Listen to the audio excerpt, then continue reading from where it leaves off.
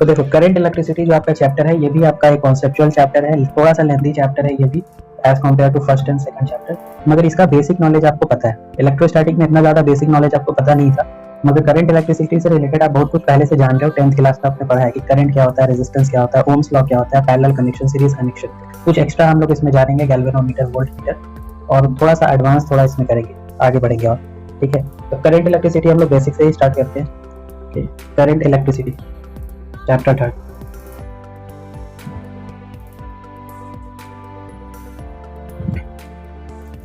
देखो current okay और electrical current में क्या डिफरेंस है। अगर लिखते हो करंट तो इसका मतलब होता है फ्लो, करंट का मतलब होता है लिटरली मीनिंग होता है करंट का फ्लो। इलेक्ट्रिकल करंट का मतलब होता है इलेक्ट्रिसिटी, जब चार्ज फ्लो करता है उस फ्लो को कहते हैं इलेक्ट्रिसिटी, ठीक ना। जैसे वाटर करंट भी होता है, इसमें वाटर फ्लो कर रहा है। हीट करंट भी होता है, मतलब हीट फ्लो कर रहा है। चार्ज करंट होता है, मतलब चार्ज फ्लो कर रहा है। चार्ज जब फ्लो करता है उसको कहते हैं electrical current, that is electricity, ठीक है। तो करंट का मतलब सिर्फ और सिर्फ फ्लो होता है, ठीक ना। कंप्लीट नाम इसका क्या है, इलेक्ट्रिकल करंट। ओके तो ये डेफिनेशन ये क्लियर कर लो, इलेक्ट्रिकल करंट और करंट में डिफरेंस है, ठीक है। तो आज हम लोग पढ़ेंगे इलेक्ट्रिकल करंट के बारे में। इलेक्ट्रिकल करंट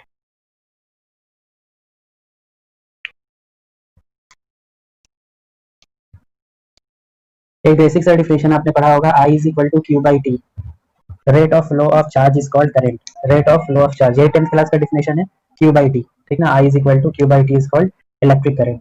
मगर ये बहुत ज्यादा बेसिक डिफिनेशन हो गया, ये फिट नहीं बैठता हर जगह, ओके। ये बहुत ज्यादा बेसिक है, इसको और हम लोग करेक्ट करते हैं, ठीक है।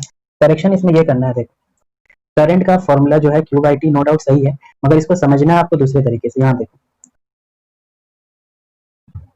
करंट का मतलब ये होता है कि कुछ चार्जेस हैं जो फ्लो कर रहे हैं। मान लो ये Q1 चार्ज है, ओके, और ये Q2 चार्ज है। ये फ्लो कर रहा है टुवर्ड राइट और ये फ्लो कर रहा है टुवर्ड लेफ्ट, ठीक है। और यहाँ पर आपने एक एरिया कंसिडर किया है, एक एरिया छोटा सा कंसिडर किया, और यहाँ पर आपका ऑब्जर्वर है, ओके। ऑब्जर्वर को करना क्या है कि उसको देखना है कि गिवन टाइम, कोई गिवन टाइम होगा, किस गिवन टाइम में कितने चार्ज लेफ्ट से राइट गए हैं और कितने चार्ज जो है वो राइट से लेफ्ट गए हैं, ठीक ना, फ्रॉम अ गिवन एरिया। तब जाकर के आप डिफाइन करते हो करंट को। Current is the flow of charge through a given area in given time. Given area से गिवन टाइम में कितने चार्ज पास किए हैं उसी को कहते हैं करंट। कितना चार्ज फ्लो किया है Q1 और Q2, तो लिखोगे Q1 plus Q2 are the two charges which passed according to this figure. तो यहाँ पर करंट का फुल डेफिनेशन अगर लिखना होगा तो लिखोगे it is the net charge, it is the, पहला तो वर्ड यूज करोगे net charge, it is the net charge flow through a given area, through a given area in given time. वैसे notes में सब कुछ बहुत डिटेल में लिखा हुआ है, मगर इस पर बात पर आपको ध्यान देना है, इसलिए मैं लिख रहा हूँ। कोई चीज को अगर मैं लिख रहा हूँ तो समझ जाना वो कुछ ना कुछ इंपॉर्टेंट है जो अभी रिटेन रखना है आपको माइंड में, ठीक है। बाकी नोट्स में तो बहुत डिटेल में लिखा हुआ है। हाँ, तो it is the flow of net charge through a given area in given time, इसको कहते हैं complete definition of current. Okay, ये हो गया करंट का डिफिनेशन। किसी भी गिवन टाइम से कितना चार्ज जो है वो फ्लो किया, ओके, कितना चार्ज फ्लो किया, ऐसे समझो ना, यहाँ पर 10 कूलम चार्ज है, यहाँ पर -2 कूलम चार्ज है, नेट चार्ज कितना फ्लो किया, स्केलर क्वांटिटी है, डायरेक्ट माइनस करो। मान लो 2 सेकंड में ये सारा प्रोसेस कंप्लीट हुआ, 8/2 दैट इज 4 यूनिट, इसका क्या होता है, एम्पेयर। ऐसे समझना आपको, ठीक है। कई बार क्या होता है कि चार्जेस जो है ना वो थोड़ा सा हर बार चेंज करते हैं। एक होता है स्टेडी करंट और एक होता है अनस्टेडी करंट। स्टेडी करंट कहने का मतलब हर 2 सेकंड पर 8 कूलम चार्ज फ्लो कर रहा है, ऐसे समझो, हर 2 सेकंड पर 8 कूलम चार्ज जो है वो फ्लो कर रहा है, ऐसे करंट को कहते हैं स्टेडी करंट, जिनका मैग्नीट्यूड जो है, करंट का जो मैग्नीट्यूड है वो क्या होता है, फिक्स होता है। और अनस्टेडी मतलब ऐसा करंट जिसका मैग्नीट्यूड फिक्स नहीं हो, ओके। कभी 2 सेकंड में 10 कूलम फ्लो कर जा रहा है, कभी 2 सेकंड में 8 कूलम चार्ज फ्लो कर जा रहा है, ठीक है, फ्रॉम अ गिवन एरिया। तो ऐसे करंट को कहते हैं अनस्टेडी करंट, अनस्टेडी करंट। इनका मैग्नीट्यूड जो है वो फिक्स नहीं होता, चेंज होता रहता है। सबसे बेस्ट एग्जांपल है इसका लाइटनिंग। जो आप स्काई में लाइटनिंग देखते हो, लाइटनिंग कंट्रीज जो होता है, जो लाइटनिंग होता है ये, ओके, तो ये अनस्टेडी करंट का एग्जांपल है। इनका मैग्नीट्यूड फिक्स नहीं रहता है। जो बिजली कड़कता है तो हर जैसे हर टाइम एक जैसा नहीं होता है, ओके, अलग अलग होता है, वो स्टेडी नहीं होता है, वो अनस्टेडी करंट होता है। और हम लोग के घर में जो सप्लाई आता है वो स्टेडी करंट का एग्जाम्पल है, क्योंकि उसमें फ्लक्चुएशन ऑलमोस्ट बहुत कम होता है। तो हम लोग जो इलेक्ट्रिसिटी यूज करते हैं वो स्टेडी होता है। अगर स्टेडी नहीं होगा तो बहुत प्रॉब्लम होगा, अप्लायंसेस ठीक से काम नहीं करेंगे, ठीक है। तो इसका मतलब ये हो गया कि अगर आपका करंट जो है अनस्टेडी है तो आपको वैल्यू अगर निकालना होगा तो कभी करंट ज्यादा हो जा रहा है, कभी कम हो जा रहा है, तो आप क्या निकालोगे, एवरेज वैल्यू निकालोगे। एवरेज वैल्यू का फॉर्मूला हो जाएगा delta Q upon delta T, जैसे एवरेज वेलोसिटी निकालते थे ना, उस तरह से एवरेज करंट। उसी तरह से अगर इंस्टेंटेनियस करंट निकालना है तो आप क्या करोगे, dq बाई dt, डिफरेंशिएशन करोगे चार्ज का विद रिस्पेक्ट टू टाइम। ठीक है, अब मैं बताता हूँ क्वेश्चन कैसे आएगा इस फॉर्मूले पर। ओके, आपके लिए कुछ नया नहीं होगा, 11th क्लास में ही बताया था। मान लो आपको ऐसा दिया हुआ कि एक एरिया के थ्रू जो करंट है वो फ्लो कर रहा है as a function of time, time के साथ चेंज कर रहा है। ओके, कहने का मतलब ऐसे दिया हुआ है, if q is equal to t square plus 2t plus 2, ऐसा कुछ दिया हुआ है। देखो ये चार्ज जो है वो टाइम के साथ चेंज कर रहा है। ठीक है, आपसे यहाँ पर पूछा जा सकता है find current I in 2 second, 2 second में कितना करंट फ्लो किया ये बता दे। Find current at 2 second. Okay, इस टाइप का क्वेश्चन मैं हर बार लेता हूँ ताकि आप रिलेट कर पाओ। ये चीज तो सर मैंने वेलोसिटी में ही पढ़ा था, फोर्स में भी पढ़ा था, और आप करंट इलेक्ट्रिसिटी में ही पढ़ रहे हैं। ओके, यही होता है फिजिक्स में, आप जब रिलेट करना सीख जाते हो तो सब कुछ इजी लगने लगता है। अब यहाँ देखो क्यू जो है वो फंक्शन है टाइम का, और आपसे पूछा जा रहा है current in 2 second. Current in 2 second का मतलब क्या हो गया, ये आपसे पूछ रहा है एवरेज वैल्यू। इन 2 सेकंड का मतलब समझ रहे हो, टाइम इंटरवल आपको लेना है 0 सेकंड से 2 सेकंड तक। और एट 2 सेकंड का मतलब वो आपसे पूछ रहा है इंस्टेंटेनियस वैल्यू, तो यहाँ निकालना पड़ेगा इंस्टेंटेनियस, और यहाँ यूज करोगे एवरेज। दोनों का फॉर्मूला मैंने यहाँ पर लिख दिया है। ओके, एवरेज का मतलब डेल्टा क्यू, मतलब final charge minus initial charge divided by final time minus initial time. Final charge निकालने के लिए जहां जहां टी है वहां वहां 2 पुट कर दो, तो 2 टू 4 4 8 और प्लस 2 कितना हो जाएगा 10, माइनस इनिशियल पुट करने के लिए 0 पुट कर दो, तो 0 प्लस 2 तो 2, final time 2, initial time 0। Okay, ये 8 हो गया divided by 2, 4 ampere is the average current. ठीक है, एट 2 सेकंड का मतलब समझे, पार्टिकुलर इंस्टेंट पर पूछ रहा है आपसे, मतलब आपको क्या निकालना पड़ेगा, इंस्टेंटेनियस वैल्यू। इंस्टेंटेनियस के लिए डिफरेंशिएशन करने के लिए तैयार हो जाओ। इंस्टेंटेनियस के लिए डिफरेंशिएशन करो, क्यू की जगह क्या पुट करोगे, ये वाला फंक्शन पुट करो, टी स्क्वायर प्लस टी2 plus 2, differentiation with respect to t. Okay, t square का डिफरेंशिएशन होगा 2t, 2 कांस्टेंट टी का 1 होगा और 2 कांस्टेंट इसका 0 होगा। ये हो गया इंस्टेंटेनियस करंट का जनरल वैल्यू। ठीक है, अगर आपसे वो पार्टिकुलर पूछ रहा है कितने पॉइंट टाइम पर, 2 सेकंड पर, तो जहां जहां आपको टी दिख रहा है वहां पर 2 पुट कर दो, तो ये 4 हो जाएगा, ये 2 हो जाएगा, और आंसर 6 एम्पेयर हो जाएगा। बस यही पूछा जा सकता है, और इससे ज्यादा तो कुछ नहीं पूछा जा सकता है इस टॉपिक से। ठीक है, समझ में आ रहा है। बताओ ये स्केलर क्वांटिटी है या vector quantity, current is scalar और वेक्टर। स्केलर क्वांटिटी, इसमें कोई डाउट नहीं है, इसका डायरेक्शन नहीं होता है। ओके, ऑल्दो ये फ्लो करता है हाई पोटेंशियल से लो पोटेंशियल की तरफ। ठीक ना, और इसके पास एम्पलीट्यूड भी होता है, मतलब मैग्नीट्यूड भी होता है, एम्पेयर। आप कहते हैं ना 10 एम्पेयर का करंट फ्लो कर रहा है high altitude, sorry high potential से लो पोटेंशियल। इसके पास मैग्नीट्यूड भी है, डायरेक्शन भी है, फिर भी ये वेक्टर नहीं है, क्योंकि ये फॉलो नहीं करता है कौन सा लॉ, वेक्टर लॉ को ये फॉलो नहीं करता। पढ़ा था ना ट्रायंगल लॉ, पैरेललोग्राम लॉ को ये फॉलो नहीं करता, ये सिंपली ऐड हो जाता है। यहाँ समझो, सिंपली ऐड होने का मतलब, यहाँ से 2 एम्पेयर का करंट आ रहा है, ओके, और यहाँ से मान लो आ रहा है 3 एम्पेयर का करंट, तो इसमें कितना करंट जाएगा, तो 2 प्लस 3 इज इक्वल टू, यहाँ से 2 यहाँ से 3, तो आंसर यहाँ पर होगा 5 एम्पेयर। सिंपली ऐड कर दिया, अलजेब्रिकली ऐड कर दिया, मतलब स्केलर क्वांटिटी। अगर ये वेक्टर क्वांटिटी होता तो पूरा पैरेललोग्राम लॉ यहाँ पर यूज करते, तो ऐसा तो कुछ आप यूज नहीं करते, तो current is a scalar quantity. Okay, of course इसका यूनिट जो है वो एम्पेयर होता है। ठीक है, और इस हाँ इस का डायरेक्शन की बात कर लेते हैं। ओके, इसका जो डायरेक्शन होता है, 3 तरह से डायरेक्शन को आप डिफाइन किया जा सकता है। एक, जिस डायरेक्शन में पॉजिटिव चार्ज फ्लो कर रहा है उसी डायरेक्शन को ले लो। ठीक है, पॉजिटिव चार्ज जिस डायरेक्शन में फ्लो कर रहा है उसी डायरेक्शन को हम लोग करंट का डायरेक्शन। ठीक है, वैसे पॉजिटिव चार्ज कभी फ्लो करता है नहीं, आपको भी पता है इलेक्ट्रॉन फ्लो करता है, फिर भी हम लोग एक कन्वेंशन मान रहे हैं कि पॉजिटिव चार्ज जिस डायरेक्शन में फ्लो कर रहा है उसी डायरेक्शन को आप करंट का डायरेक्शन मान लो। ठीक है, जिस डायरेक्शन में इलेक्ट्रॉन फ्लो कर रहा है उसके अपोजिट आपका करंट का डायरेक्शन होता है। ये भी है डायरेक्शन के लिए, बात बराबर है। तीसरा है, जिस डायरेक्शन में इलेक्ट्रिक फील्ड होता है, इलेक्ट्रिक फील्ड पढ़ लिया आपने, जिस डायरेक्शन में इलेक्ट्रिक फील्ड होता है उसी डायरेक्शन में करंट होता है। ठीक है, तो ये मैं प्रूव भी कर दूंगा, थोड़ा सा आगे हम लोग देख लेंगे, ये आपको दिख जाएगा कि जिस डायरेक्शन में इलेक्ट्रिक फील्ड होता है उसी डायरेक्शन में करंट भी होता है। तो ये हो गया डायरेक्शन ऑफ करंट। आपने अभी एक फॉर्मूला पढ़ा, ये फॉर्मूला यहाँ देखो, ये सेकंड वाला फॉर्मूला, यहाँ देखो आई इज इक्वल टू, आपने फॉर्मूला पढ़ा D Q by D T. एक काम करता हूँ, यहाँ से डी क्यू का वैल्यू निकालता हूँ, तो डी क्यू का वैल्यू हो जाएगा आई इंटू डी टी। आई इंटू डी टी मतलब करंट इंटू टाइम को हम लोग कहते हैं charge flow through a given area in given time. यहाँ पर मैं अगर एक ग्राफ ड्रॉ करूँ, आई वर्सेस टी का ग्राफ, आई वर्सेस टी टाइम है ये, ठीक, आई वर्सेस टी का एक ग्राफ है, और देखो इसमें जो करंट है ना वो वैरी कर रहा है, दिख रहा है करंट वैरी कर रहा है, लाइन स्ट्रेट नहीं है।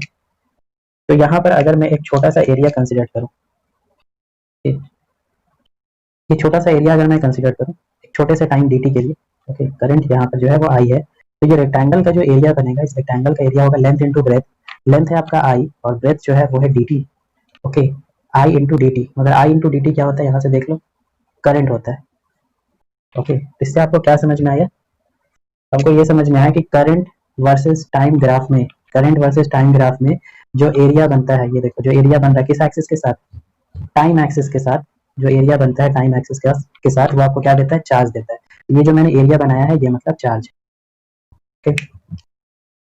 आई वर्सेस टी ग्राफ में जो एरिया होता है वो चार्ज देता है। अब इस पर क्वेश्चन कैसे पूछा जाएगा ये सब आपको पता है, कई बार आपने किया है, ओके। जैसे फोर्स वर्सेस टाइम ग्राफ में जो एरिया होता है वो इम्पल्स देता है, पी वर्सेस वी ग्राफ में, खासकर थर्मोडायनामिक्स में आपने पढ़ा होगा, पी वर्सेस वी ग्राफ में जो एरिया होता है वो वर्क डन देता है, ओके। तो इस टाइप का कॉन्सेप्ट आप जान रहे हो और क्वेश्चन भी जान रहे हो कैसे पूछा जा सकता है, एक ट्रायंगल वगैरह बना करके पूछ लेंगे कि बताओ कितना चार्ज फ्लो किया, तो वो सब आप कर लोगे इससे, ठीक है।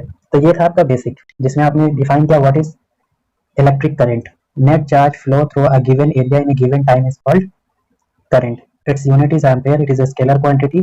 Direction same as electric field opposite to electron or in the direction of positive charge. दो टाइप का होता है, एवरेज और इंस्टेंटेनियस करंट होता है, स्टेडी और अनस्टेडी करंट होता है, ओके। आई वर्सेस टी ग्राफ का जो एरिया होता है टाइम एक्सिस के साथ वो आपको देता है चार्ज, चार्ज फ्लो देता है आपको, ठीक है। यहाँ तक क्लियर है। नेक्स्ट हम लोग क्या करेंगे, इसको हम लोग देखेंगे flow of charge in conductor and then in insulator. पहले हम लोग करंट को डिस्कस करेंगे कंडक्टर में, फिर इंसुलेटर में, फिर उस कंडक्टर में हम लोग बैटरी अटैच करके देखेंगे कि क्या होता है, ठीक है। एक एक करके पढ़ते हैं, इसको हम लोग पढ़ेंगे electric current in conductor topic में, बिल्कुल एनसीईआरटी के अकॉर्डिंग में चल रहा हूँ। टॉपिक है electric current in conductor. Define करो व्हाट इज कंडक्टर, कंडक्टर क्या होता है डिफाइन करो, वो डिफिनेशन मत बोलना which allow the electric current, कुछ एक्स्ट्रा बताओ कि कंडक्टर जो है वो कंडक्टर क्यों है, okay. Conductor are the substances which have large number of free electrons, ठीक ना, फ्री इलेक्ट्रॉन्स मतलब वैलेंस इलेक्ट्रॉन, वैसे इलेक्ट्रॉन जो कंडक्टर के वॉल्यूम के अंदर फ्रीली मूव करते हैं, ठीक है। कंडक्टर से बाहर नहीं आते, कंडक्टर के अंदर ही वो रैंडमली मूव करते रहते हैं, ठीक है। और इंसुलेटर में क्या होता है कि फ्री इलेक्ट्रॉन्स नहीं होते, उनके न्यूक्लियस जो है इलेक्ट्रॉन को इतना टाइटली बाइंड करके रखते हैं कि वो मूव ही नहीं कर पाते, ठीक ना। वो वैलेंस जो सेल होता है, वैलेंस सेल उससे बाहर नहीं निकल पाते, तो इंसुलेटर के पास फ्री इलेक्ट्रॉन्स नहीं होते, ठीक ना। कंडक्टर के पास बहुत सारे होते हैं, ठीक है, मिलियंस ऑफ फ्री इलेक्ट्रॉन्स होते हैं इसके पास,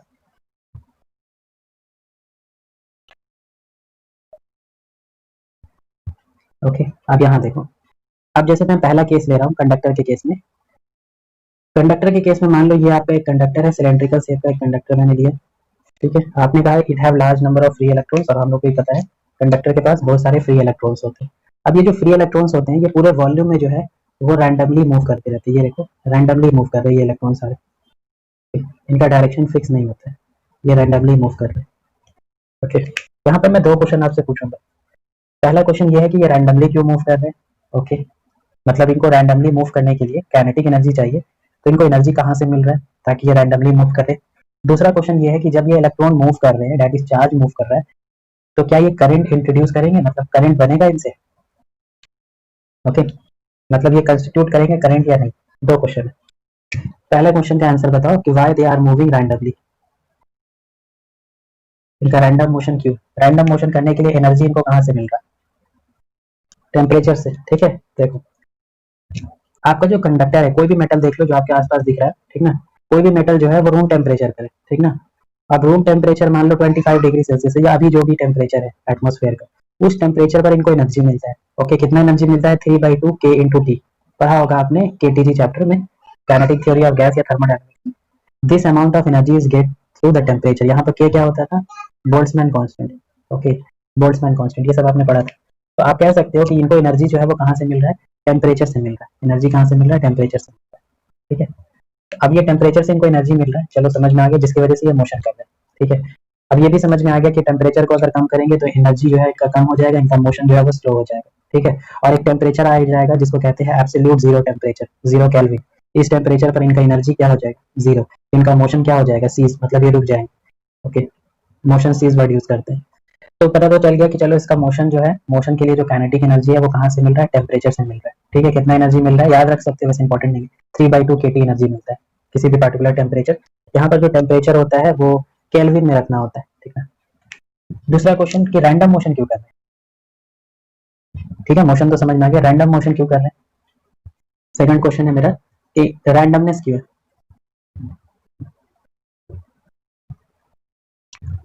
ठीक है, बिल्कुल सही। Okay, due to collision, collision इनका रीजन है। रैंडमनेस होने का रीजन क्या है, कोलिजन। इसके अंदर मैंने वर्ड एक यूज किया था, मिलियंस ऑफ फ्री इलेक्ट्रॉन्स होते हैं। ठीक ना, मिलियंस ऑफ फ्री इलेक्ट्रॉन्स होते हैं जिनका आपस में क्या होता रहता है, कोलिजन होता रहता है, जिसकी वजह से इनका पाथ जो है वो फिक्स नहीं होता है। जैसे मान लो ये इलेक्ट्रॉन है, ये जाकर के यहाँ से टकराता है, कोलिजन से पहले और कोलिजन के बाद इनका स्पीड तो सेम रहता है मगर डायरेक्शन चेंज हो जाता है। यहाँ पहुंच गया ये, फिर यहाँ से यहाँ चला गया। कंप्लीटली रैंडम मोशन होता है जिसको कहते हैं जिगजैग मोशन। ठीक है, तो इनका जो कोलिजन होता है, इनका कंटिन्यूसली आपस में कोलिजन होता रहता है। किसके साथ कोलिजन होता है, हो सकता है कि इलेक्ट्रॉन और इलेक्ट्रॉन आपस में कोलिजन कर रहे होंगे। ओके, या हो सकता है कि ये इलेक्ट्रॉन जो है, जो पॉजिटिव आयंस है जो फिक्स है अपनी जगह पर, ओके, उनके साथ कोलिजन हो रहा होगा। तो इनका जो कोलिजन होता रहता है, आपस में भी कोलिजन होता रहता है, पॉजिटिव आयंस के साथ भी कोलिजन होता रहता है, जिसकी वजह से इनमें क्या आ जाता है, पूरा रैंडमनेस हो जाता है। ठीक ना, तो randomness is due to collision between themself and with the positive ions. ठीक है, क्या इतने सारे चार्ज जो मोशन में है, क्या ये मिलकर के करंट नहीं बनाएंगे। आपने कहा था ना व्हाट इज करंट, तो current is flow of charge. तो यहाँ पे इलेक्ट्रॉन मतलब चार्ज, और चार्ज फ्लो कर रहे हैं, तो क्या ये करंट बनाएंगे या नहीं बनाएंगे। करंट नहीं बना पाएंगे, क्यों, करंट का वैल्यू इनका जीरो होगा। क्योंकि कंप्लीट डिफिनेशन करंट का क्या है, net charge flow through a given area in given time. Net charge, हाँ, net charge through a given area in given time. देख लेते हैं, मान लो यहाँ पर मैंने एक एरिया कंसिडर किया, ये एरिया मैंने यहाँ पर कंसिडर किया, और मैंने चेक किया कि जितने इलेक्ट्रॉन्स गिवन टाइम में लेफ्ट से राइट जा रहे हैं, ओके, उतने ही इलेक्ट्रॉन राइट से लेफ्ट जाने वाले भी मिल गए। क्यों, क्योंकि बहुत ज्यादा रैंडमनेस है। ओके, इतना ज्यादा रैंडमनेस है कि गिवन टाइम में किसी गिवन एरिया से जितने इलेक्ट्रॉन्स लेफ्ट से राइट जा रहे हैं ना, उतने राइट से लेफ्ट वाले भी ऑलमोस्ट मिल जा रहे हैं, जिसकी वजह से नेट चार्ज कितना हो जा रहा है, जीरो हो जा रहा है। Okay, I is equal to zero. I is equal to zero. आपके सामने कोई भी मेटल है, आपके सामने कोई भी मेटल दिख रहा होगा, आयरन को कोई भी सब्सटेंस दिख रहा होगा, तो उस आयरन के अंदर मिलियंस ऑफ इलेक्ट्रॉन है, मगर जब आप उस आयरन को टच करते हो तो क्या आपको करंट लगता है, तो आप कहोगे करंट नहीं लगता है। ऑल्दो उसके अंदर चार्ज मोशन में है, फिर भी आपको करंट नहीं लग रहा है, क्योंकि अंदर में जो चार्ज है उनका मोशन जो है वो कंप्लीटली रैंडम है, जिसकी वजह से नेट करंट जो है वो जीरो हो जाता है। ठीक है, अब हम लोग इसमें केस 2 डिस्कस करेंगे, क्या होगा जब मैं इस कंडक्टर को बैटरी से कनेक्ट कर दूं। ये कंडक्टर आप देख रहे हो, अब मैं इसको बैटरी से कनेक्ट करूंगा। वायर, बैटरी, की अभी ऑफ है ये। ठीक, अब देखो होगा क्या, जैसे ही आप की को ऑन करोगे, ओके, ये बैटरी है। बैटरी का वर्क क्या होता है, पोटेंशियल डिफरेंस क्रिएट करना। पोटेंशियल डिफरेंस बहुत डिटेल में आगे बताऊंगा मैं। पोटेंशियल डिफरेंस को अभी बस ऐसे समझ लो कि जैसे वाटर फ्लो करता है ना, वाटर कैसे फ्लो करता है, लिक्विड कैसे फ्लो करता है, हाई एल्टीट्यूड से लो एल्टीट्यूड। पानी हमेशा ऊपर से नीचे आता है ना, नीचे से ऊपर कभी नहीं जाता है। नीचे से ऊपर अगर भेजना होता है तो पंप वगैरह यूज करते हैं। ओके, तो हाई एल्टीट्यूड से लो एल्टीट्यूड फ्लो करता है आपका लिक्विड, वाटर मान लो अभी के लिए। ओके, उसी तरह से करंट कैसे फ्लो करता है, हाई पोटेंशियल से लो पोटेंशियल। ठीक है, जहां पर मैं एल्टीट्यूड वर्ड यूज कर रहा था वहां पर पोटेंशियल हो गया। ओके, जहां पर मैं वाटर यूज कर रहा था वहां पर चार्ज हो गया, क्यू। ठीक है, तो charge flow from high potential to low potential, जैसे पानी फ्लो करता है हाई एल्टीट्यूड से लो एल्टीट्यूड, ऊंचाई से नीचे की तरफ आता है, उसी तरह से ये हाई पोटेंशियल से लो। ये जो पोटेंशियल का डिफरेंस है, ये कैसे क्रिएट होता है, ये क्रिएट करता है कौन, battery. Battery maintain the potential difference, ये पोटेंशियल डिफरेंस को मेंटेन रखता है। बैटरी डेड कब हो जाता है, जब हाई पोटेंशियल और लो पोटेंशियल दोनों घट करके एक ही लेवल में आ जाते हैं, तो उस टाइम बैटरी जो है पोटेंशियल मेंटेन नहीं कर पाता है, चार्ज फ्लो नहीं करता है। ठीक है, जब दोनों लेवल सेम हो जाएगा तो वाटर फ्लो ही नहीं करेगा, जब दोनों पोटेंशियल सेम हो जाएगा चार्ज फ्लो ही नहीं करेगा, बैटरी डेड हम लोग कहते हैं। ठीक है, तो बैटरी का काम है पोटेंशियल डिफरेंस क्रिएट करना। फिलहाल अभी के लिए आप ऐसे समझो कि यहाँ से जो चार्ज निकलेगा, जिसकी वजह से ये पूरा पॉजिटिव हो जाएगा और ये पूरा नेगेटिव हो जाएगा। पॉजिटिव मतलब हाई पोटेंशियल, नेगेटिव मतलब लो पोटेंशियल। ये हाई पोटेंशियल, ये लो पोटेंशियल। ठीक, हाई पोटेंशियल से लो पोटेंशियल में क्या क्रिएट हो जाता है, इलेक्ट्रिक फील्ड क्रिएट हो जाता है। हाई से लो पढ़ लिया हम लोग ने डिटेल में इलेक्ट्रिक फील्ड। तो इलेक्ट्रिक फील्ड यहाँ पर जनरेट हो गया। यहाँ देखो ये हाई पोटेंशियल, ये लो पोटेंशियल, तो इलेक्ट्रिक फील्ड जनरेट हो गया यहाँ पर। ओके, अब इलेक्ट्रिक फील्ड जनरेट होने से होगा क्या कि इसके अंदर जितने भी इलेक्ट्रॉन्स हैं उन पर फोर्स एक्सर्ट होगा। चलो याद करो, चैप्टर फर्स्ट में ये कॉन्सेप्ट मैंने आपको बता दिया था कि जब आप किसी यूनिफॉर्म इलेक्ट्रिक फील्ड में चार्ज को प्लेस करते हो, चार्ज को जब आप प्लेस करते हो उस पर फोर्स लगता है। याद आया? F is equal to q e force, force का डायरेक्शन इलेक्ट्रिक फील्ड कहलाऊं जब चार्ज कैसा होगा, पॉजिटिव। ठीक है, यही सिचुएशन यहाँ पर भी हो गया, इलेक्ट्रिक फील्ड इस डायरेक्शन में है, ये रहा electrons. Okay, electron negative charge है तो उसका फोर्स जो है वो अपोजिट डायरेक्शन में लगेगा, तो सारे इलेक्ट्रॉन जो है ना वो इस डायरेक्शन में फोर्स एक्सर्ट होगा उन पर और वो मूव करना स्टार्ट कर जाएंगे, ये देखो इस डायरेक्शन में। अब उनका फिक्स हो गया, डायरेक्शन फिक्स हो गया इलेक्ट्रिक फील्ड की वजह से, क्योंकि इलेक्ट्रिक फील्ड आने की वजह से सभी इलेक्ट्रॉन पर फोर्स लगा। कितना फोर्स लगा? F is equal to q e force लगा, क्यू की जगह रखो माइनस ई।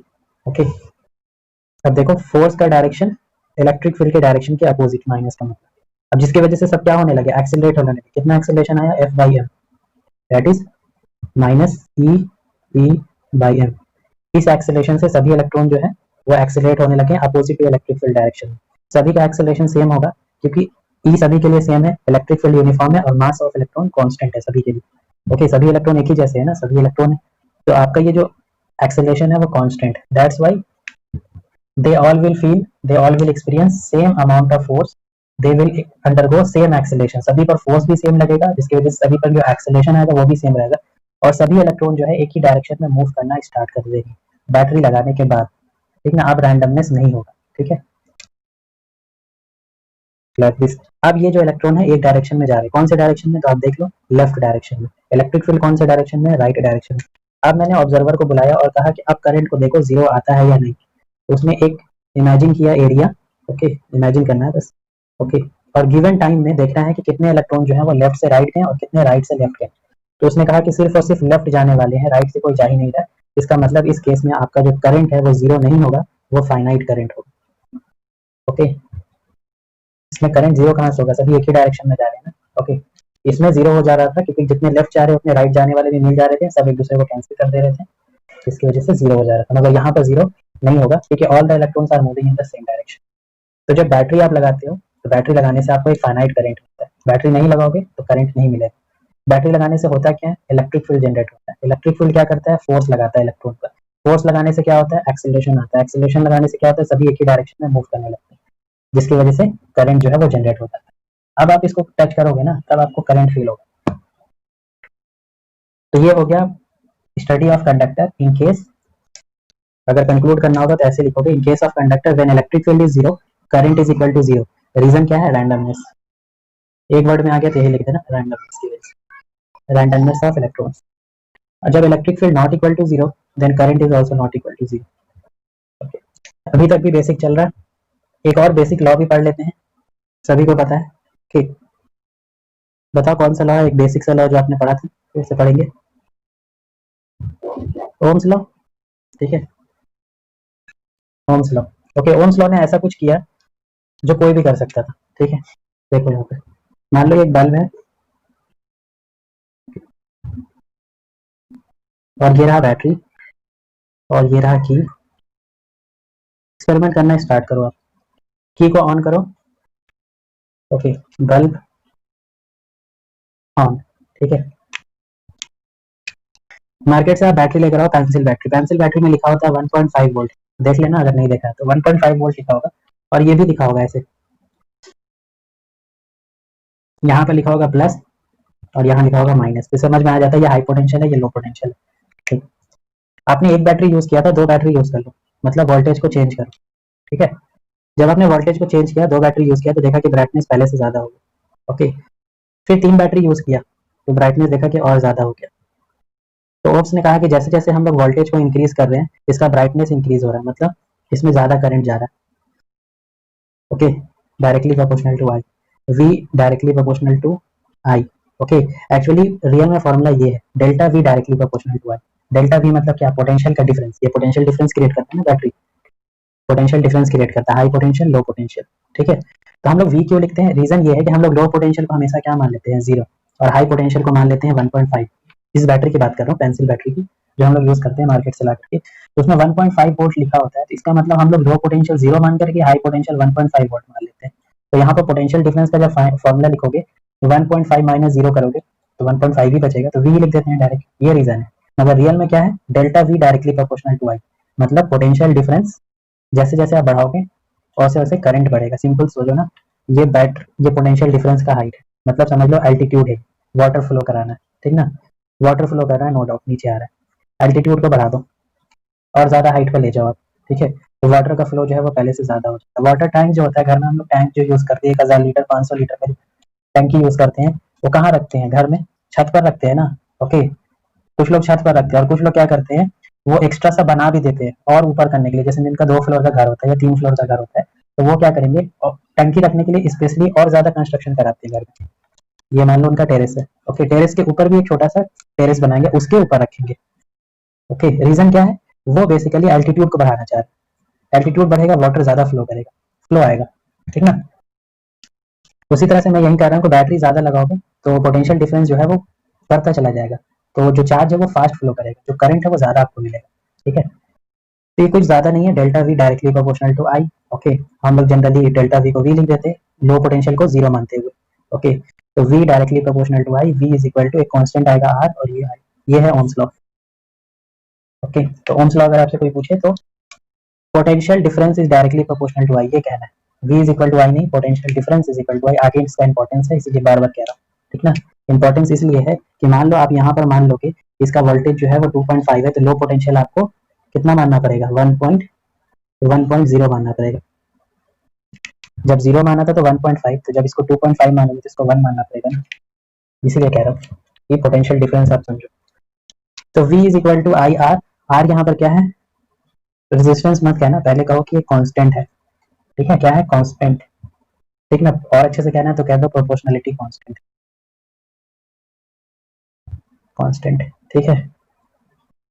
अब सिर्फ 12th वाले स्टूडेंट जो है वो इसका जवाब देंगे। R is equal to formula है v बाई आई, फॉर्मूला बना सकते हो लाइक दिस। इस फॉर्मूले से क्लियरली आपको दिख रहा है कि जब आप वोल्टेज को इंक्रीज करोगे तो आपका रेजिस्टेंस इंक्रीज होगा, और करंट को इंक्रीज करोगे तो रेजिस्टेंस डिक्रीज होगा। सही है जी, या कुछ मैंने गलत कर दिया इसमें?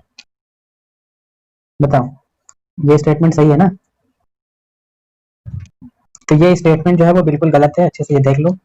क्योंकि अभी आपने कहा कि रेजिस्टेंस क्या है? कांस्टेंट है, रेजिस्टेंस जो है वो कांस्टेंट है। V और I आपस में डिपेंड करते हैं, नो डाउट। करंट बढ़ाओगे तो वोल्टेज बढ़ेगा, या वोल्टेज बढ़ाओगे तो करंट बढ़ेगा, ये रिलेशन सही है, ठीक ना। ये दोनों आपस में रिलेट कर रहे हैं। रेजिस्टेंस तो कांस्टेंट है, रेजिस्टेंस को V से कोई मतलब नहीं है, I से कोई मतलब नहीं है, ठीक ना। रेजिस्टेंस का वैल्यू आपको ही पता है, रेजिस्टेंस का वैल्यू जो है वो 3 बातों पर डिपेंड करता है। ये आपका जो कंडक्टर है उसका डायमेंशन क्या है, ठीक ना। जो कंडक्टर है उसका मटेरियल क्या है, मटेरियल पर डिपेंड करता है, ओके। और जो कंडक्टर है उसका टेम्परेचर क्या है, ये 3 बातों पर डिपेंड करता है। टेम्परेचर वगैरह थोड़ा लेट में देखेंगे, ओके।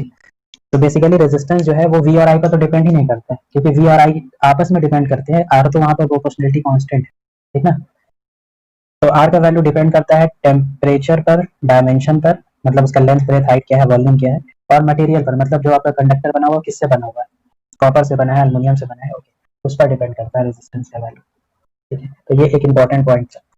बाकी आपको रेजिस्टेंस के बारे में पता होगा कि इसका यूनिट क्या होता है, बताओ। ठीक है, रेजिस्टेंस का यूनिट तो पता ही है, आगे जो पूछेगा वो बताना। ओके, रेजिस्टेंस का यूनिट होता है ओम, रेजिस्टेंस का यूनिट होता है ओम, ओके। आप एक काम करो, रेजिस्टेंस का मुझको डायमेंशन बताओ, ओके। देखो, रेजिस्टेंस के फॉर्मूले से बना लेते हैं। Resistance is equal to V by I, resistance is equal to V by I, okay. Voltage का अगर आपको पता नहीं है तो वोल्टेज होता है W by Q, work done per unit charge को कहते हैं वोल्टेज, और ये हो गया current, okay. Okay, Q is equal to होता है I into T, current into time, तो W by I square into time, ठीक है। डब्ल्यू जो होता है वो होता है फोर्स इंटू डिस्प्लेसमेंट, या तो एनर्जी होता है, ठीक है। और एनर्जी का डायमेंशन होता है ml2t-2, okay, divided by I square का हो गया ए स्क्वायर और टाइम का हो गया टी। तो डायमेंशन आप याद रखो, रेजिस्टेंस का पूछा गया है कई बार। M L square t-3 a-2। Next question, अगर आप फॉर्मूला देखोगे v is equal to I R, okay, और अगर इसका ग्राफ ड्रॉ करोगे तो y इज इक्वल टू, आपको ग्राफ अगर ड्रॉ करना है, सपोज ये ग्राफ ड्रॉ करना है, i versus, sorry v versus i का ग्राफ ड्रॉ करना है, v वर्सेस i का ग्राफ ड्रॉ करना है, तो v is equal to I R, y is equal to m x का ग्राफ बन रहा है, okay, y is equal to m x का ग्राफ बन रहा है। तो नेचर आपको पता है, straight line passing from origin, ये हो गया graph like this. v versus i। इसमें जो स्लोप है वो स्लोप क्या है, r है। तो आप कह सकते हो इसमें जो स्लोप बनेगा थीटा, स्लोप मतलब tan थीटा, tan थीटा जो है वो किसके इक्वल होगा, r के इक्वल होगा। ओके, मेरा क्वेश्चन ये है कि इस क्वेश्चन को अगर मैं ऐसे थोड़ा मॉडिफाई कर दूं इसको, कि क्वेश्चन में दिया हुआ है i वर्सेस v ग्राफ, और यहाँ पे कुछ लाइंस इस तरह से ड्रॉ किए गए हैं। ओके, ये रेजिस्टेंस R1 है और ये रेजिस्टेंस R2 है, R1 और R2। तो रिलेशन बताए कौन सा सही है।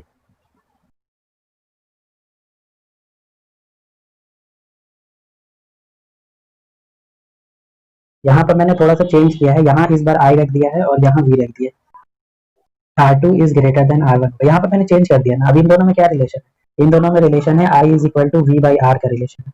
ठीक है, I is equal to V by R का रिलेशन है। Y is equal to mx का ग्राफ बन रहा है, और इसमें जो स्लोप बन रहा है वो 1 बाई आर स्लोप बन रहा है। ओके, और स्लोप क्या होता है, tan थीटा होता है।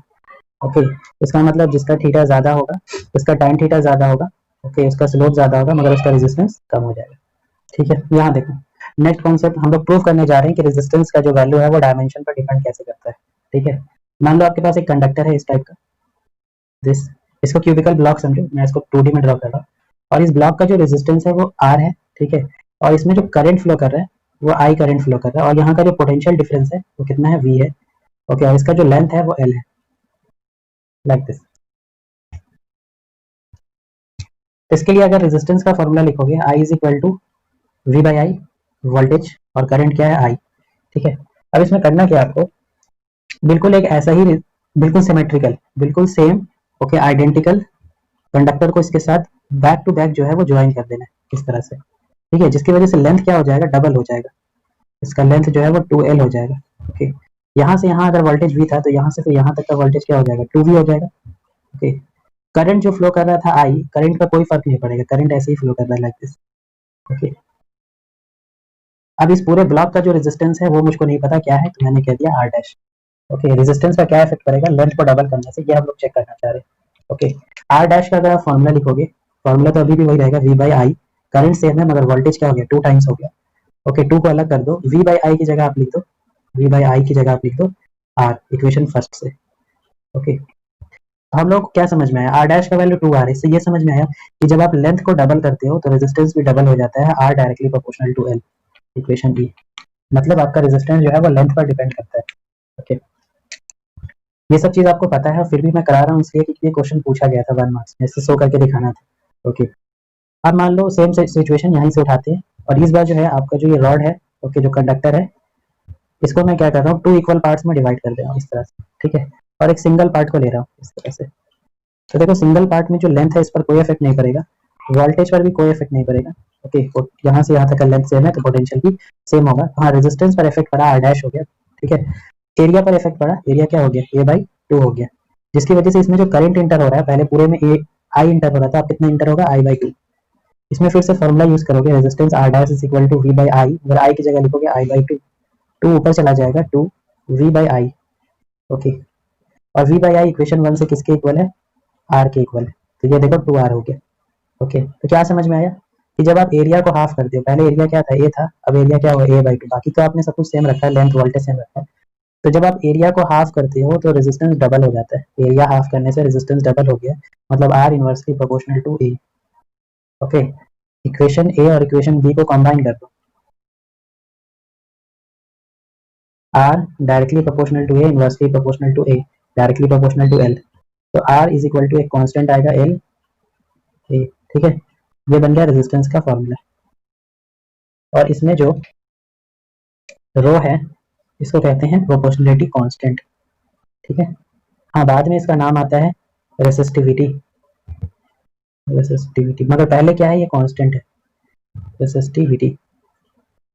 ओके, तो अगर मैं फिर से आपसे वही क्वेश्चन पूछूं कि रेसिस्टिविटी का फॉर्मूला बनेगा R A बाई L, तो इस बार आप वो गलती नहीं करोगे कि फिर से मैंने अगर पूछ दिया आपसे कि अगर मैं एरिया को इंक्रीज करूंगा तो रो का वैल्यू इंक्रीज करेगा, या एल का वैल्यू इंक्रीज करूंगा तो रो का वैल्यू डिक्रीज करेगा, ये सब गलत स्टेटमेंट है, क्योंकि ये क्या है, कांस्टेंट है। ओके, रो का वैल्यू इन सब पर डिपेंड ही नहीं करता है, ठीक ना। रेजिस्टेंस का वैल्यू लेंथ और एरिया पर डिपेंड करता है, रो तो कांस्टेंट है, रो का वैल्यू इन पर डिपेंड नहीं करेगा, रो का वैल्यू डिपेंड करता है मटेरियल पर।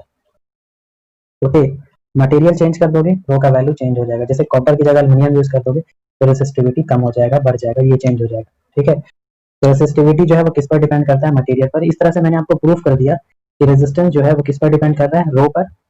रेजिस्टेंस जो है वो रो पर डिपेंड कर रहा है, और रो किस पर डिपेंड कर रहा है? मटेरियल पर। तो ये प्रूफ हो गया कि रेजिस्टेंस जो है वो मटेरियल पर डिपेंड करता है।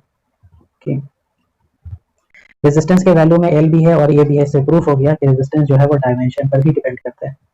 तो बाकी एक और है, टेम्परेचर पर कैसे डिपेंड करता है, आगे देखेंगे। ठीक है, मगर फिलहाल मैंने प्रूफ कर दिया फॉर्मूले से कि resistance depend upon material and dimension. Okay, resistivity को और अच्छे से समझते हैं। रेसिस्टिविटी का अगर यूनिट बनाना होगा तो रेजिस्टेंस ओम मीटर स्क्वायर और नीचे में मीटर, 1 मीटर से ये मीटर कैंसिल। रेसिस्टिविटी का यूनिट होता है ओम मीटर। रेसिस्टिविटी का यूनिट होता है ओम मीटर। कई बार रेसिस्टिविटी को डिफाइन करने आया है, डिफाइन रेसिस्टिविटी। ओके, और रेसिस्टिविटी का एक और नाम होता है, वो भी याद रखो, स्पेसिफिक। स्पेसिफिक रेजिस्टेंस भी इसको कहते हैं। इसका नाम स्पेसिफिक क्यों है बता रहा हूँ। अगर रेसिस्टिविटी को आपको डिफाइन भी करना होगा तो आप इसी तरह से डिफाइन करोगे। यहाँ देखो, किसी भी चीज को डिफाइन करना होता है, जैसे 1 न्यूटन को डिफाइन करना होता है तो क्या करते हैं? बाकी सारी क्वांटिटीज को 1 मान लेते हैं। वही चीज यहाँ भी करेंगे। रेसिस्टिविटी का फॉर्मूला लिखेंगे पहले, resistivity is equal to R A by L. सबको 1 मान लो। 1 ओम, 1 मीटर स्क्वायर और 1 मीटर। ओके, तो इसको भी 1 मान लिया, इसको भी 1 मान लिया, तो यहाँ पे बचा क्या? रेजिस्टेंस ही बचा। तो आप कह सकते हो resistivity is the resistance. Resistivity is the resistance of unit area and unit length. एक ऐसा कंडक्टर जिसका लेंथ जो है वो यूनिट है, मतलब 1 मीटर हो, 1 सेंटीमीटर हो, और उसका एरिया भी जो है वो 1 हो, यूनिटी हो, मतलब 1 सेंटीमीटर स्क्वायर हो या 1 मीटर स्क्वायर हो, जो भी यूनिट लेना है ले लो। ठीक है, तो resistivity is the resistance of a resistance of unit area and unit length. Okay, of unit area and unit length, resistivity. ठीक ना। जैसे हम लोग को कंपेयर करना होगा कि कौन अच्छा कंडक्टर है, सिल्वर अच्छा कंडक्टर है या कॉपर अच्छा कंडक्टर है, तो आप उसका रेसिस्टिविटी देख लो कितना है। क्योंकि रेसिस्टिविटी जब आप निकालना होता है तो आप क्या करते हो? सिल्वर का एक ब्लॉक लेते हो जिसका लेंथ आप 1 सेंटीमीटर ले लेते हो, एरिया उसका 1 सेंटीमीटर स्क्वायर ले लेते हो। ठीक ना, और इसका रेजिस्टेंस निकालते हो। तो जब आप इसका रेजिस्टेंस निकालोगे तो वो बेसिकली क्या निकल जाएगा? रेसिस्टिविटी। ठीक है, उसी तरह से आप कॉपर का एक ब्लॉक लेते हो 1 सेंटीमीटर, 1 सेंटीमीटर स्क्वायर एरिया, और रेजिस्टेंस निकालते हो, वो उसका रेसिस्टिविटी हो जाता है। तो रेसिस्टिविटी का वैल्यू देख करके हम लोग बता सकते हैं। कंपेयर करना आसान हो गया ना। मैंने बाकी सारे डायमेंशन को तो सेम कर दिया 1 1, सिर्फ रेजिस्टेंस से पता चल जाएगा रेसिस्टिविटी। तो रेसिस्टिविटी जो है वो मटेरियल पर डिपेंड करता है। Of course silver is the best conductor. तो रेसिस्टिविटी मटेरियल पर डिपेंड करता है और रेजिस्टेंस मटेरियल प्लस डायमेंशन पर डिपेंड करता है। ठीक है, और रेजिस्टेंस वोल्टेज और करंट पर डिपेंड नहीं करता है। ओके, हाँ, वोल्टेज और करंट आपस में डिपेंड करते हैं। समझ में आ रहा है सब कुछ? वी और आई डिपेंड करते हैं। आर जो है वो वी और आई पर डिपेंड नहीं करता है, वो मटेरियल और डायमेंशन पर डिपेंड करता है। रेसिस्टिविटी जो है वो मटेरियल पर डिपेंड करता है और किसी चीज पर डिपेंड नहीं करता है। हाँ, आगे जाकर के देखेंगे हम लोग। रेसिस्टिविटी अगर आपसे बहुत प्रिसाइज पूछा जाए तो रेसिस्टिविटी 2 बातों पर डिपेंड करता है। एक तो मटेरियल, प्रूफ हो गया, और दूसरा टेम्परेचर। ओके, टेम्परेचर पर भी देख लेंगे। बहुत प्रिसाइज अगर पूछा जाए, तब जनरली पूछा जाए तो मटेरियल पर भी डिपेंड करता है। रेजिस्टेंस में भी जनरली पूछा जाए तो वो मटेरियल और डायमेंशन पर डिपेंड करता है। प्रिसाइज पूछा जाए तो टेम्परेचर पर भी डिपेंड करता है। पेपर में आ गया क्वेश्चन तो आप तीनों लिखोगे, it depend upon material, dimension and temperature also. ठीक है, आगे जब आप इसका फॉर्मूला पढ़ लोगे तो वहां पर फॉर्मूला भी इंडिकेट कर देना कि इस फॉर्मूले से टेम्परेचर पर डिपेंड करता है, और इस फॉर्मूले से मटेरियल पर और डायमेंशन पर डिपेंड करता है। ये शो कर देना वहां पर। ओके, ये जो आपका रेजिस्टेंस का फॉर्मूला है R is equal to rho L by A, इसको और अच्छे से समझो कि ये लेंथ क्या होता है और ये एरिया कौन सा लेना होता है। ठीक है, लेंथ होता है, length is the part of, means wire का वो पार्ट लेना है आपको जिसके अलोंग करंट फ्लो कर रहा है। लेंथ वो लेना है जिसके अलोंग करंट फ्लो कर रहा है। ओके, और एरिया कौन सा लेना है? Which is perpendicular to the flow of current. Flow of current. ठीक है, फ्लो ऑफ करंट। जैसे एक एग्जांपल से समझो। ओके, बहुत ही स्टैंडर्ड एग्जांपल है या क्वेश्चन समझो कि मान लो आपका जो वायर है वो कुछ इस शेप का वायर है, क्यूब शेप का वायर। ठीक है, ये लेंथ ए है, ये लेंथ बी है और ये लेंथ सी है। ओके, मान लो यहाँ से जो करंट है वो ऐसे फ्लो कर रहा है, दिस, और यहाँ से करंट बाहर आ रहा है, लाइक दिस। इस केस में रेजिस्टेंस R1 है और मटेरियल जो है वो रो है। तो इस केस में जो है R is equal to rho L by A, जो फॉर्मूला है उसमें रो तो ठीक है, रो लिखोगे। लेंथ क्या लोगे? लेंथ आप लोगे जो करंट के अलोंग है। करंट के अलोंग कितना लेंथ है? ए, तो ये हो गया ए। ठीक है, एरिया कौन सा लोगे? तो देखो, एरिया वो लेना है जो करंट के परपेंडिकुलर है। ठीक है, करंट के परपेंडिकुलर है। तो करंट जो है यहाँ से इंटर हो रहा है, यहाँ से बाहर आ रहा है, ठीक है। तो इसमें जो एरिया आपको लेना है, तो देखो ये वाला एरिया आप ले सकते हो, दैट इज इसके बिल्कुल परपेंडिकुलर है, ये एरिया बात बराबर है। तो यहाँ पर एरिया की जगह आप क्या लिखोगे, सी इंटू बी या B into C. Okay, this is the answer. उसी तरह से आप मुझको ये बताओ कि मान लो कोई करंट जो है वो यहाँ से इस तरह से फ्लो कर रहा है ऊपर, तो इस केस में रेजिस्टेंस का जो वैल्यू है R is equal to rho, length इसमें आप क्या लोगे और एरिया क्या लोगे, ठीक है, रो। अब ये लेंथ किसके अलोंग लेना है, करंट के अलोंग लेना, करंट जो है वो नीचे से ऊपर जा रहा है, इसका मतलब सी लेंगे हम लोग, सी के अलोंग, बाई एरिया वो लेना है जो करंट के 90 डिग्री पर है, करंट का 90 डिग्री ये वाला एरिया आ रहा है, that is A into B, A into B, this is ohm. एक और है जो पास हो सकता है, वो है बिल्कुल फ्रंट से पास कर रहा है, इस तरह से क्रॉस मैंने दिया, मतलब समझ गया, इधर से पास कर रहा है और उस साइड से बाहर निकल रहा है। तो उस केस में जो रेजिस्टेंस है आर इज इक्वल टू रो, बताओ इसमें लेंथ क्या होगा। अब ये पास करेगा बी से अपॉन इसके सामने वाला फेज जो है वो है A into C, A into C, this is the answer, ठीक है। जैसे मान लो ये पेन है, इससे ये वायर है, इससे करंट फ्लो कर रहा है इस डायरेक्शन में, तो आर इज इक्वल टू रो, इसमें एल हो जाएगा आपका लेंथ दिस, और एरिया आपको लेना होगा ये वाला एरिया जो इसके 90 डिग्री पर है, okay, that is perpendicular area. तो ऐसा कुछ टफ नहीं है, एक क्वेश्चन और कर लो और क्लियर हो जाएगा। ये मान लो आपका जो वायर है वो इस टाइप का है, सिलेंड्रिकल शेप का है, सिलेंड्रिकल शेप का वायर है, ठीक है, हॉलो सिलेंड्रिकल शेप का वायर, ठीक है, हॉलो है ये।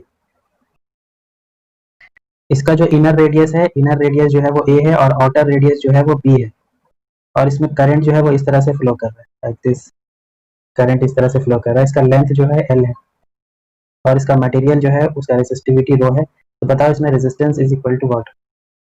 अगर आप इस फिगर को फ्रंट से देखोगे तो फ्रंट से आपको दिखाई देगा ये इस तरह से, इसका रेडियस ए है और इसका रेडियस बी है, और करंट जो है इससे इंटर हो रहा है, मतलब डॉट डॉट, डॉट डॉट का मतलब डॉट डॉट नहीं, sorry, cross cross, cross cross का मतलब इनसाइड जा रहा है, क्रॉस मतलब inside, inside the page, okay. ये फ्रंट भी हो गया, ये साइड भी हो गया। आंसर बताओ। आर इज इक्वल टू रो हो जाएगा, लेंथ वो लेना है जो करंट के अलोंग है, करंट के अलोंग लेंथ कितना है, एल है, तो ये ले लिया मैंने एल, अपॉन एरिया वो लेना है जो करंट के 90 डिग्री पर है, ये रहा करंट के 90 डिग्री वाला एरिया, ओके। तो ये एरिया हो जाएगा पाई बी स्क्वायर माइनस ए स्क्वायर रेजिस्टेंस ओम, आंसर। ये एक वायर है, एक वायर है जिसका लेंथ एल है, एल लेंथ है, और इसका जो रेजिस्टेंस है वो आर ओम है, इसको स्ट्रेच करके डबल कर दिया गया, ओके, स्ट्रेच कर दिया गया जिसके वजह से इसका लेंथ जो है वो डबल हो गया, 2L लेंथ हो गया। तो आपको बताना है इसका जो न्यू रेजिस्टेंस है वो क्या होगा, ठीक है। अब देखो इस क्वेश्चन में एक जो इंपॉर्टेंट पॉइंट है वो मिसिंग है, क्वेश्चन में ये तो कह रहा है कि लेंथ डबल हो गया, तो जब आप लेंथ को डबल करोगे तो इसका एरिया क्या हो जाएगा, वो भी तो चेंज हो जाएगा, वायर पतला हो जाएगा, ठीक ना, तो लेंथ बढ़ाने से एरिया तो घट जाएगा, एरिया ऑफ क्रॉस सेक्शन कम हो जाएगा, वायर पतला हो जाएगा। तो ये बात क्वेश्चन में मेंशन नहीं है कि लेंथ इंक्रीज करने से एरिया पर क्या इफेक्ट पड़ा है, ठीक है। अब इस टाइप का क्वेश्चन आपको सॉल्व करना है। तो सबसे पहले मुझको ये बताओ, इस वायर में और इस वायर में, मतलब इसी वायर को डबल कर दिया गया, कौन कौन से क्वांटिटीज जो है वो चेंज नहीं हुए, कौन कौन सा वो क्वांटिटीज है, फिजिकल क्वांटिटी जो चेंज नहीं हुआ होगा वायर में। हाँ, मटेरियल से मतलब रो पर कोई इफेक्ट नहीं पड़ा होगा, और बताओ। वॉल्यूम चेंज नहीं हुआ होगा, ओवरऑल वॉल्यूम क्या रहा होगा, सेम, ठीक ना। मास चेंज नहीं हुआ होगा, ओवरऑल मास क्या रहा होगा, सेम। इस मटेरियल का जो डेंसिटी है वो चेंज नहीं होगा, ओवरऑल डेंसिटी भी जो है वो रहा होगा सेम, ओके। और भी क्वांटिटीज हो सकते हैं, ठीक है, मगर हम लोगों को मतलब इसमें से वॉल्यूम से, हम लोग वॉल्यूम से कुछ वर्क कर सकते हैं, ओवरऑल वॉल्यूम तो चेंज नहीं हुआ होगा, वॉल्यूम तो सेम ही रहा होगा। तो आपका फॉर्मूला जो है R is equal to rho L by A, इसमें मैं वॉल्यूम इंट्रोड्यूस कर देता हूँ, क्योंकि आपको प्रॉब्लम हो रहा है कि जब आप इसका लेंथ को डबल करोगे तो ये लेंथ भी चेंज हो रहा है, ओके, और एरिया भी चेंज हो रहा है, एक साथ दो चेंज को मैनेज करना थोड़ा टफ होगा, ठीक ना। और ये भी नहीं पता है कि लेंथ डबल करने से एरिया पर क्या इफेक्ट पड़ा, क्या ये हाफ हो गया, ओके, पता नहीं। तो मगर एक चीज है कि वॉल्यूम जो है वो ओवरऑल कांस्टेंट है, इसीलिए मैं इसमें वॉल्यूम इंट्रोड्यूस करने जा रहा हूँ, R is equal to rho L by A को एल से मल्टीप्लाई कर दो और एल से divide, okay, area into length हो जाएगा वॉल्यूम, और एल स्क्वायर बाई वॉल्यूम। अब मुझको पता है कि मटेरियल चेंज नहीं हुआ है तो रो कांस्टेंट है, वॉल्यूम कांस्टेंट है, एल स्क्वायर है, इसका मतलब R directly proportional to L square, ये रिलेशन मुझको पता चल गया।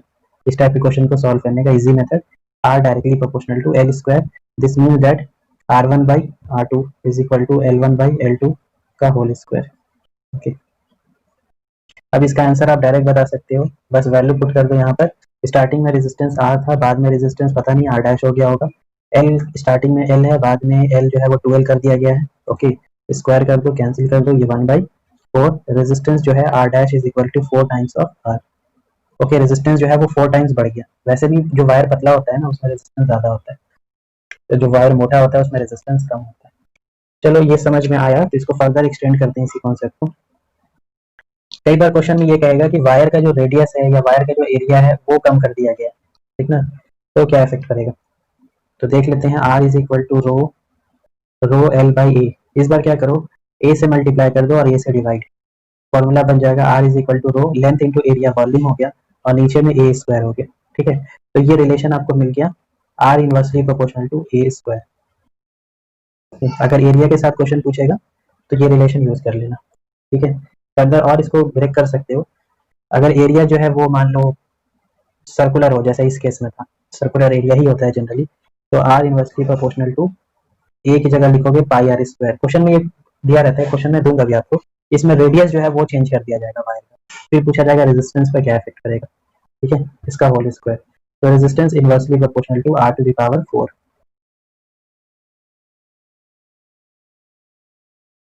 चलो इसका आंसर बता दी क्वेश्चन। एक यूनिफॉर्म वायर है, क्वेश्चन ये कह रहा है कि uniform wire of resistance R, एक यूनिफॉर्म वायर है जिसका रेजिस्टेंस जो है वो आर है, stretch into half of its radius. इसको इस तरह से स्ट्रेच किया गया, इसका जो रेडियस था, स्टार्टिंग में रेडियस आर था, अब वो रेडियस हो चुका है हाफ। ठीक है, half of its radius, find the new resistance, find the new resistance. चलो आंसर बताओ, ऑप्शन दे देता हूँ मैं आपको। New resistance is 4 times that of R, okay, 8 times that of R, C 16 times that of R, D 32 times that of are.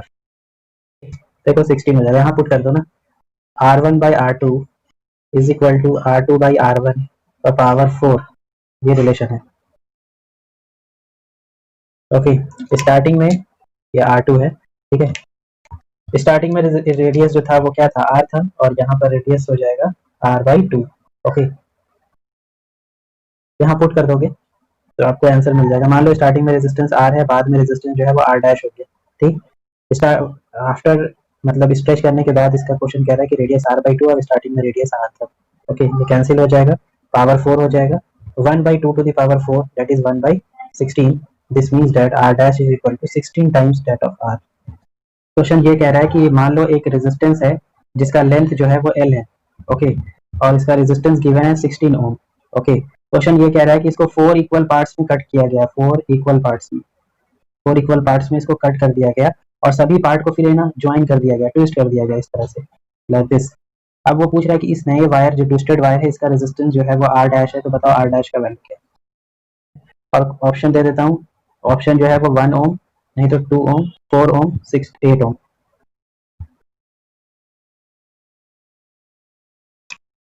ये होगा 1 ओम।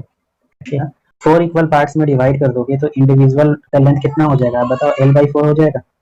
Okay, और अगर एक का एरिया आप ए मान रहे हो, area of cross section A मान रहे हो, तो अब वायर का एरिया कितना हो गया, 1 2 3 4, 4 ए हो गया। ओके, स्टार्टिंग में रेजिस्टेंस का फॉर्मूला था रो एल बाई ए, अब रेजिस्टेंस का फॉर्मूला है, मटेरियल सेम रहेगा, तो रेजिस्टिविटी भी सेम रहेगा, लेंथ जो है वो L/4 हो चुका है, और एरिया जो है वो 4 टाइम्स हो चुका है। सॉल्व कर लो उसको, रो एल बाई ए, और ये हो जाएगा, ठीक ना। अब रो एल बाई ए की जगह आप लिख लो आर, और ये हो गया 16, अकॉर्डिंग टू क्वेश्चन आर का वैल्यू 16 ही दिया हुआ है, 16/16, आंसर इज 1। चलो ये question, a wire is stretch by 50%, एक वायर है जिसको 50% स्ट्रेच किया गया।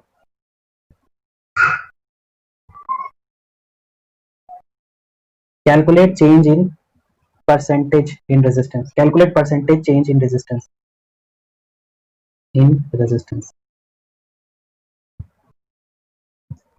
तो देखो यहाँ से स्टार्ट करेंगे, यही concept, R directly proportional to L square है ना, रेजिस्टेंस और लेंथ में यही रिलेशन है, डिराइव कर लिया था हम लोग। ओके, यहीं से स्टार्ट होगा, R1/R2,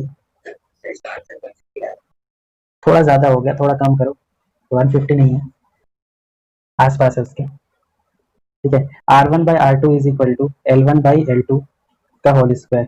ठीक है, 50% इंक्रीज करने का मतलब समझ रहे हो, स्टार्टिंग में अगर लेंथ 100 रहा होगा तो अब इसका लेंथ जो हो गया होगा वो 150 हो गया होगा। ओके, तो पुट कर दो यहाँ पर 100 पुट करो और यहाँ पर 150 का होल स्क्वायर, ये कैंसिल हो जाएगा, ये कैंसिल हो जाएगा, ये 2/3 हो जाएगा, 2/3 का होल स्क्वायर हो जाएगा, दैट इज 4/9 हो जाएगा। This is R1/R2। ठीक है, इसे आप ये कंक्लूड कर सकते हो कि R1 का वैल्यू अगर 4 है, 4 ओम, तो R2 जो है वो हो जाएगा 9 ओम। ओके, परसेंटेज चेंज का मतलब होता है, परसेंटेज चेंज इन रेजिस्टेंस का मतलब होता है change in resistance bye original resistance. Okay, resistance में कितना चेंज हुआ है, रेजिस्टेंस में चेंज मतलब R2 minus R1 by initial resistance R1। Okay, R2 कितना है 9 माइनस 4 बाय इनिशियल कितना है 4, दिस इज 5/4। परसेंटेज निकालना है तो 100 से मल्टीप्लाई कर दो। ओके, तो ये हो जाएगा 25, 125% इज आंसर। ये क्वेश्चन है आपका एससी वर्मा से क्वेश्चन है, क्वेश्चन नंबर 4 है एससी वर्मा के लिए। क्वेश्चन ये कह रहा है कि if current is equal to 4 plus 10t। Okay, ये सीबीएसई में नहीं आएगा कभी भी। ओके, हॉट्स लिख देता हूँ। If current is equal to 4 plus 10t मतलब करंट जो है वो टाइम के साथ वेरी कर रहा है। Find out the charge flow. Okay, find Q मतलब charge flow, Q is equal to what, in 10 second, in 10 second, 10 second में कितना चार्ज फ्लो करेगा ये आपको बताना है। हिंट दे देता हूँ, हिंट ये था कि current is equal to formula होता है dq बाई dt। ओके, इसका मतलब dq इज इक्वल टू हो जाएगा integration i dt। Okay, where यहाँ से टाइम होगा t1 और यहाँ टाइम होगा t। ऑप्शन है 400 कूलम, 500, 600, 700। ओके, तो यहाँ पर i की जगह पे ये फंक्शन पुट कर दो, तो करंट का फंक्शन है 4 plus 10t। Okay, integration dt इन 10 सेकंड का मतलब ये हो गया कि टाइम शुरू में 0 रखना है और बाद में रखना है 10 सेकंड। ओके, 4 dt का इंटीग्रेशन t हो जाएगा प्लस 10 t स्क्वायर का हो जाएगा t square by 2, limit 0 to 10, ये 2 से ये कैंसिल हो जाएगा, ये 5 हो जाएगा, 4t प्लस 5t स्क्वायर, बस कैलकुलेशन करो। ओके, t की जगह 10 पुट कर दो,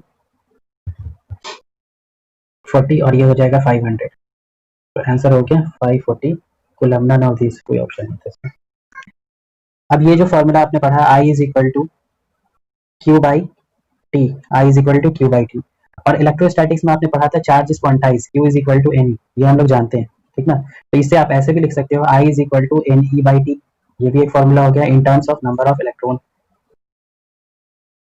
लिख सकते हैं, ठीक ना। क्वेश्चन ये कह रहा है कि 2 इंटू 10⁶ इलेक्ट्रॉन जो है, ओके, पर सेकेंड, इतने इलेक्ट्रॉन पर सेकेंड जो है वो पास करते हैं किसी एक गिवन एरिया से, कैलकुलेट करंट, करंट का वैल्यू बता। मान लो ये कोई गिवन एरिया है, करंट का फुल डेफिनेशन क्या है, it is the amount of net charge passing through a given area in given time. Okay, तो किसी भी गिवन एरिया से 2 इंटू 10⁶ इलेक्ट्रॉन जो है वो पास कर रहे हैं। ओके, इस डायरेक्शन में मान लो कितने टाइम में, 1 सेकेंड में। तो पूछ रहा है करंट कितना होगा, तो of course current is equal to Q by T होता है, और क्यू की जगह लिखेंगे एन ई लिखेंगे बाई टी लिखेंगे। कितने इलेक्ट्रॉन पास कर रहे हैं, तो 2 इंटू 10⁶ इलेक्ट्रॉन पास कर रहे हैं। ओके, और ई का वैल्यू होता है 1.6 इंटू 10⁻⁻19 कूलम। ओके, और टाइम जो है वो कितना है, 1 सेकेंड, तो करंट जो है वो आ जाएगा 3.2। ओके, 3.2 इंटू 10⁻⁻13 एम्पियर, ये करंट आएगा। इसी पर एक और क्वेश्चन करो। क्वेश्चन ये कह रहा है कि x electron, x number of electrons, x electron, x number of electron flow per second, flow per second from left to right, from left to right, left से राइट जा रहे हैं। Okay, and y number of protons per second passing from right to left, right to left, calculate current.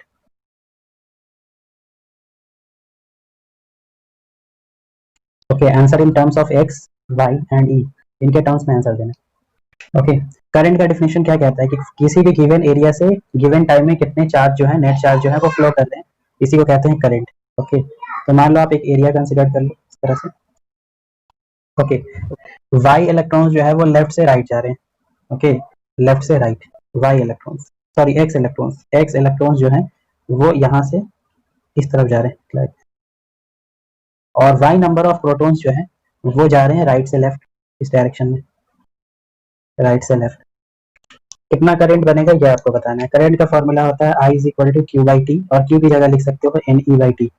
Okay, current due to electron, कितने electron जा रहे हैं, X electron, okay, E by T. Okay, अगर electron इस direction में जा रहा है, मतलब राइट के डायरेक्शन में जा रहा है, तो करंट किधर बनाएगा, left, direction of current due to this, left के डायरेक्शन में, this current in left.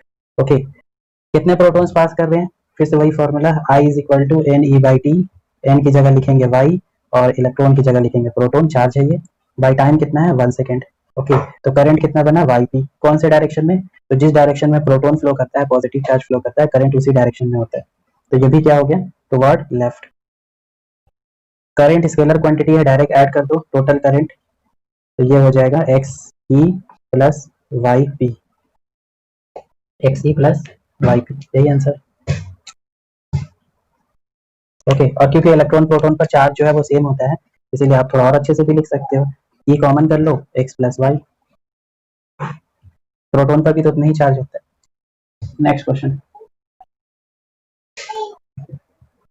Electron of hydrogen is moving with speed 2 into 10 to the power 6 in circular orbit, radius is, calculate करें। क्वेश्चन ये कह रहा है कि हाइड्रोजन एटम है, ओके, हाइड्रोजन एटम में पता है आपको एक इलेक्ट्रॉन होता है, यही वो इलेक्ट्रॉन है ई, ठीक है, ये इलेक्ट्रॉन ई जो है वो मूव कर रहा है विद स्पीड, स्पीड दिया हुआ है 2 into 10 to the power 6 metre पर सेकंड की स्पीड से मूव कर रहा है, इसका रेडियस जो है वो भी गिवन है are, 5 into 10 to the power 11, 5 into 10 to the power minus 11 metre.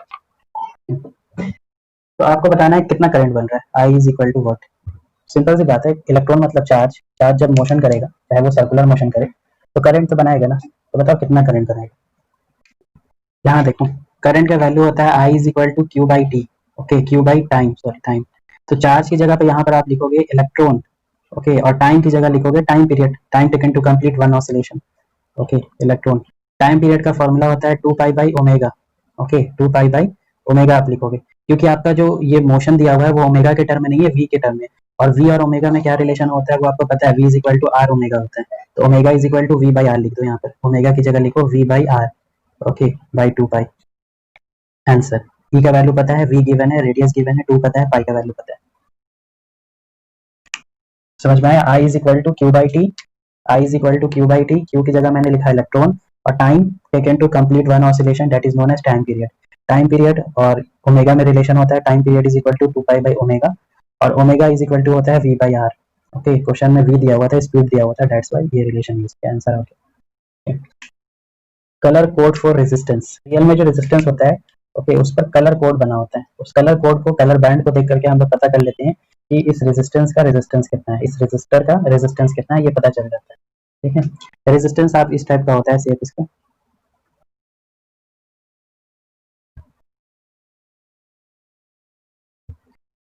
देखो इसको कहते हैं रेजिस्टेंस,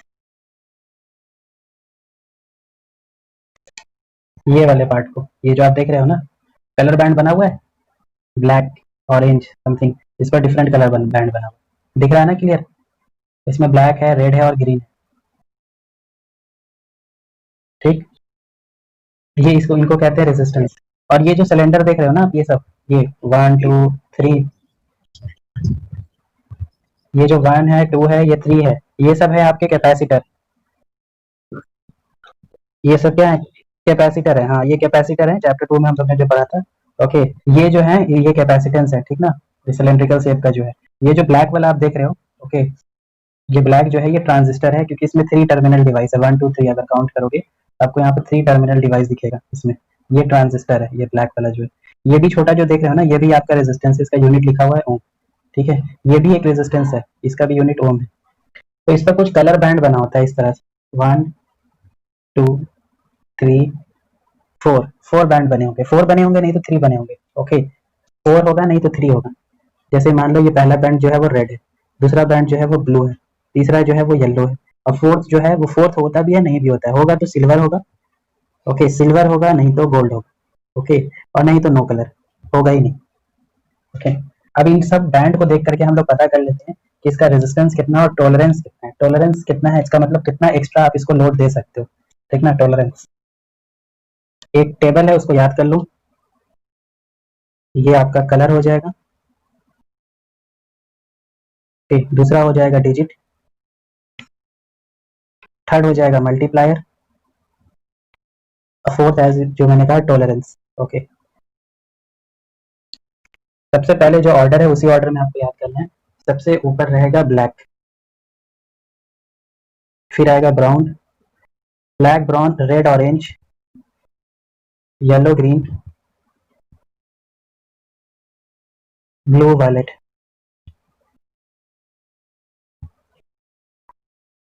इसके बाद आएगा व्हाइट गोल्ड सिल्वर, ये है, ठीक है।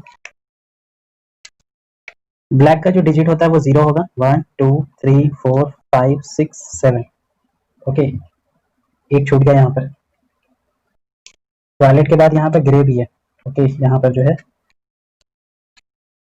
इस वाले पोर्शन में यहाँ पर ग्रे है। ग्रे का होता है 8 और व्हाइट का होता है 9, व्हाइट का होता है 9। गोल्ड और इनका नहीं होता, ये टॉलरेंस बताते हैं, इनमें डिजिट नहीं होता है, ठीक है। मल्टीप्लाई वैसे ही स्टार्ट होगा, जो यहाँ पर डिजिट है वही यहाँ पर लिखो, 10 टू द पावर 0, इसके लिए 10 टू द पावर 1, इसके लिए 10 to the power 2, 10 to the power 3, yellow के लिए 10 टू द पावर 4, ग्रीन के लिए 10 टू द पावर 5, ब्लू के लिए 10 टू द पावर 6, मतलब सेम है, इसमें कुछ ज़्यादा सोचना नहीं। 10 to the power 8, 10 to the power 9, ठीक है। गोल्ड के लिए 10 टू द पावर ही घट जाता है, 10 टू द पावर -1, और सिल्वर के लिए 10 टू द पावर -2, ओके। और टॉलरेंस इन सब का नहीं होता है, टॉलरेंस गोल्ड और सिल्वर से पता चलता है। तो ये हो गया 5%, सिल्वर गोल्ड सिल्वर का हो जाएगा 10%। जैसे एक क्वेश्चन से समझाता हूँ कैसे अप्लाई करते हैं, ओके। जैसे क्वेश्चन दिया हुआ है कि एक रेजिस्टेंस है, find out the value of resistance for which colour code are given as brown. सबसे पहले दिया है ब्राउन, फिर दिया है येलो, ग्रीन एंड गोल्ड। बता इसका रेजिस्टेंस कितना है टॉलरेंस के साथ, ओके। तो ऐसे आपको देखना होता है। सबसे पहले पहला जो ये होगा, पहला कलर, ये आपको क्या देगा, डिजिट देगा, डिजिट, ठीक है। दूसरा कलर भी आपको क्या देगा, डिजिट देगा। तीसरा कलर जो है वो मल्टीप्लायर देगा, और चौथा कलर जो है वो गोल्ड या सिल्वर जो भी होगा, ये आपको देगा टॉलरेंस, ठीक है। तो ब्राउन देखो कौन से नंबर पर आ रहा है, ब्राउन जो है वो 1 पर आ रहा है, तो यहाँ पर लिखोगे 1। येलो किस पर आ रहा है, येलो आ रहा है 4 पर, तो ये हो गया 4, ठीक है।